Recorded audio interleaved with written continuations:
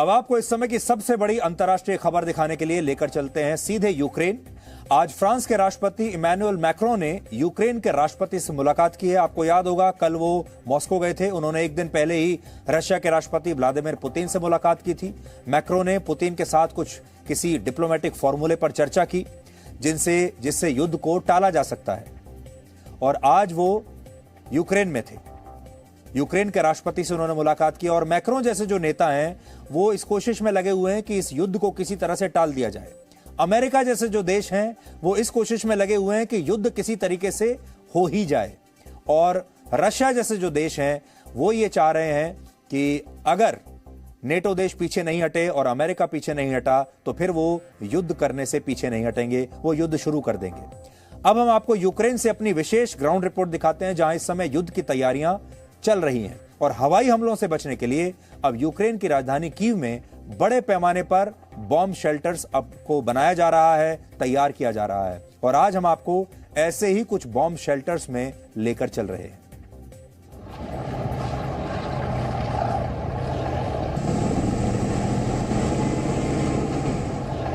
Ukraine की सेना Russia के संभावित हमले का सामना करने के लिए बॉर्डर पर तैनात है।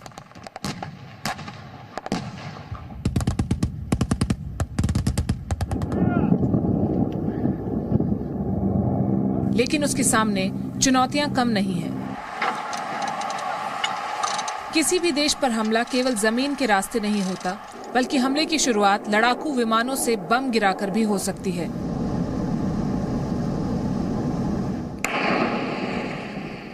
Colorful dots that you see, these are bomb shelters. और इसी संभावित हमले से बचने के लिए यूक्रेन की राजधानी कीव में बंकर तैयार किए जा रहे हैं जिन्हें बॉम्ब शेल्टर्स कहा जाता है।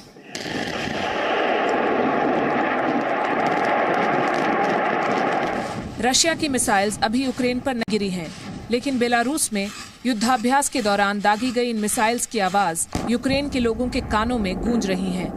रशिया के लड़ाकू विमान भी यूक्रेन के आसमान के बहुत नजदीक मंडरा रहे हैं। और यूरोप में दूसरे विश्व युद्ध के बाद सैनिकों की सबसे बड़ी मोर्चाबंदी हो चुकी है, जिसका केंद्र बिंदु है यूक्रेन। यूक्रेन के पश्चिमी इलाकों में 975 किलोमीटर लंबी सीमा बेलारूस से लगती है और वहां भी रशिया की सेना पहुंच गई है।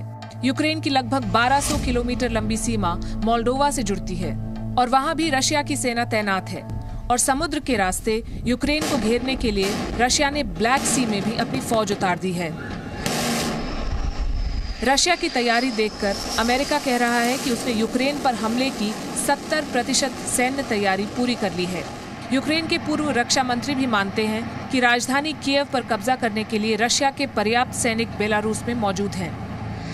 बेलारूस के बॉर्डर से यूक्रेन की राजधानी कीव की दूरी 550 किलोमीटर से 700 किलोमीटर की ही है, जहां रशिया ने अपने Su-35 फाइटर जेट्स और S-400 मिसाइल डिफेंस सिस्टम को तैनात कर दिया है, जो आसानी से कुछ ही मिनटों में कीव पर हमला कर सकते हैं। आज हम आपको यही दिखाएंगे कि अगर रशिया ने कीव पर मिसाइल या हवाई हमला किया और परमाणु या रासायनिक हथियारों का भी इस्तेमाल किया तो वहां के लोग अपने आप को कैसे बचाएंगे। We are in downtown Kiev, and this is a city of bomb shelters. A lot of these are Soviet-era relics from the time when Soviet and American nuclear weapons were trained at each other. A lot of these bomb shelters were built. Many of them have been upgraded. In fact, only last month, the Kiev City Council issued an interactive map that shows how many shelters there are, and it guides the citizens of Kiev to the nearest bomb shelter in the event of an invasion. Let me show it to you on the map. This is what it looks like. This is the city of Kiev, and all these colorful dots that you see, these are bomb shelters with varying degrees of preparedness and various levels of facilities that they offer. Let's zoom in. More than 500 of them spread across the city. This is how well the city of Kiev is prepared. अब हम आपको इस bomb shelter के अंदर लेकर चलेंगे और आपको दिखाएंगे कि परमाणु या रासायनिक हथियारों के हमले से बचने के लिए किस तरह की तैयारी की गई है। We're inside one such Soviet-era bomb shelter, and as you can see, there are a lot of posters on the walls. These are all from the 80s. This one shows what needs to be done in the event of a nuclear attack. You see clear diagrams. This is written in Russian, but it gives a detailed description of what are the steps to be followed in the event of a nuclear attack. And there are lots of such informative posters on the walls here. And this is a well-equipped facility. Let me take you inside. In the event of an attack, as you can see, there are these pipes, and this is equipped with the oxygen supply, and this is one such supply chamber. If you go in, you see the pipes. This is well built, and they switch on these knobs here for oxygen to be supplied for the people who are inside this shelter in the event of a nuclear attack. अब आपको इस bomb shelter का एक और हिस्सा दिखाते हैं. This is another part of this bomb shelter, and here you see some furniture. These are beds, narrow, but we're talking about an emergency situation, and this is all old stuff. Like I said, Soviet-era bomb shelters. And this here is where they have their water supply. You can see huge tanks, and there are many more of this type, and they say that they have enough water to last them for days at a stretch in case people have to be housed in these shelters. The full capacity of bomb shelters and safety locations across Kiev, we are told, is 2.8 million for 2.8 million people, and that's roughly the population of Kiev. Ground reporting के दौरान यहाँ हमें एक और chamber दिखा. परमाणु या रासायनिक हमला होने पर सबसे अधिक जरूरत इसी हिस्से की पड़ती है. In the event of a chemical or a nuclear attack, they have a special stockpile of gear here, and they gave us access to one such box. Let me show you what it has. Here you go. It has these special masks. I've got one of them out, and this has gas supply, I believe. I'll try and wear it and show you how this works.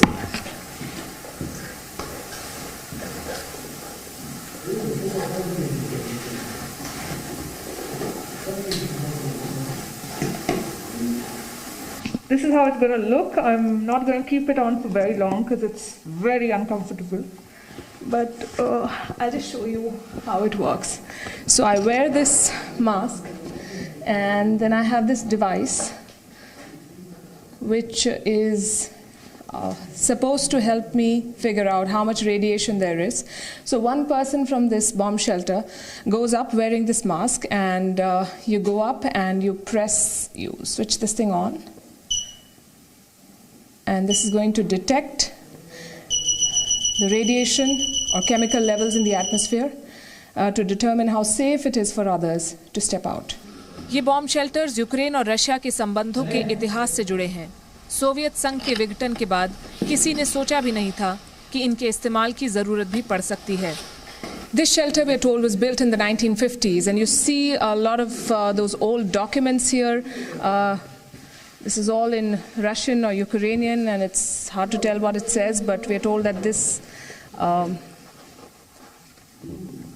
is all the details that they have, all of these files that you see.